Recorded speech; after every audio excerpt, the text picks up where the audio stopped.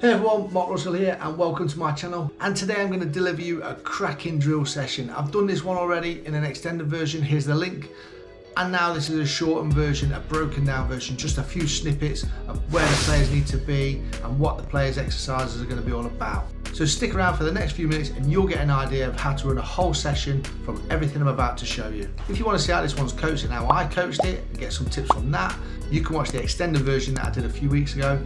Feel free to leave me some comments. You guys might be able to give me some tips on how I can improve my coaching as well. Right, let's not hang about, let's get straight into this and show you guys how to coach a whole session. So I set out a rectangle area. This was 28 by about 36 if I remember yards. So basically you guys set out your own area depending on what age group you're playing with. These are under 18s girls and we got them jogging straight away. Obviously determining on your age group that you're working with would determine whether you start with the ball or not. Then going into side steps, literally just getting the bodies warmed up.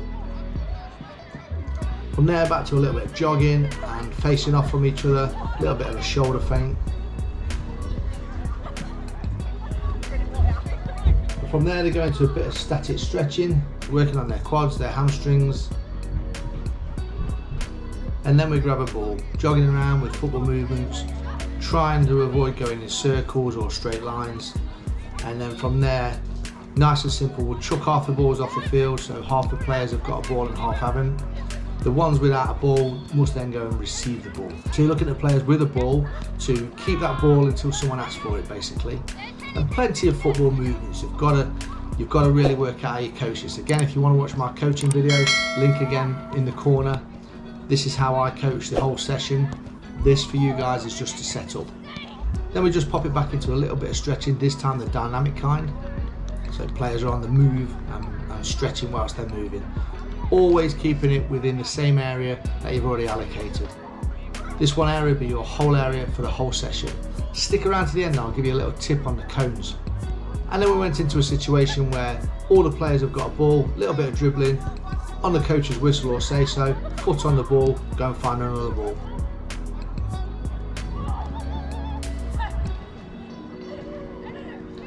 And then from there we had wall players. So I think I had about 16 in this session, so we had 8 wall players around the area, and the players in the middle would have a ball. They would move about, again, football movements, plenty of darting around, and then looking to find a pass to the wall players who would then bounce it back to them, and then you'd encourage them to go and look for another player. Trying again not to go around in circles, maybe looking at some spinning off and going to other players on the opposite side of the area. And then from there you're switching the players over each time, so everyone's having a different go at each thing. So basically your wall players will then become your central players, your central players will become your wall players. And from there we're going to switch it up to the point where the wall players have the ball and the players in the middle then have to go and find the pass and then bounce the ball back. You can have a progression on this one where you ask them to control the ball and then play it, control and play it, rather than the first time bounce back. Again, swapping and changing where the wall players go on the inside and the inside players go back on the wall. For those coaches new to the game, the wall players are basically those on the perimeter of the area. And then your progression, asking your players in the centre to work hard. They've got the ball at their feet and they're playing the ball into the wall player and then running round that wall player and then looking for a pass back from that wall player back into the playing area.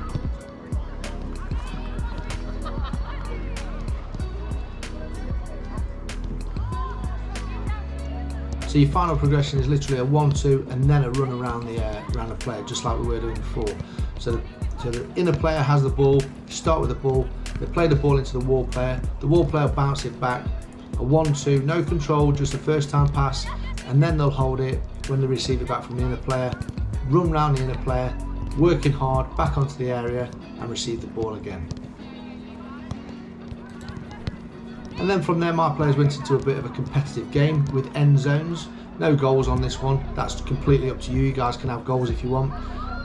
But we created the end zone areas just to keep the flow of the game going, and also the movements they've just done for the last 30 to 40 minutes, hopefully they will do in this end game.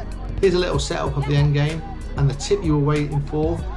Basically, as you're setting your session up before the players arrive, just hide some cones, some coloured cones to mark out your end zone under the coloured cones that you're putting around to measure out your perimeter. That way when the players are playing, you don't have to stop the game. You can just go along, pick your top cone up, get your different colours from the underneath, and then lay out your end zone, your scoring zone.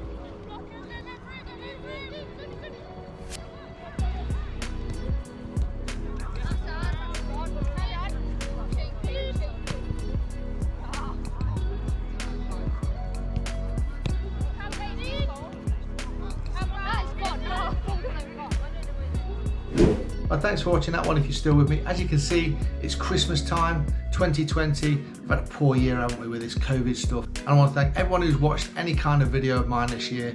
To all those people that subscribed, your support is so much appreciated. In 2021, I'm looking to grow this channel as much as I can, recording so much more content to flip it out there for you guys. So if you like what you see, please do subscribe. Hit the like button. It makes a massive difference and helps me grow and helps the YouTube algorithm understand that people are watching my videos. So for now, once again, thank you very much for your support. It's really, really appreciated, and I'll see you guys in 2021.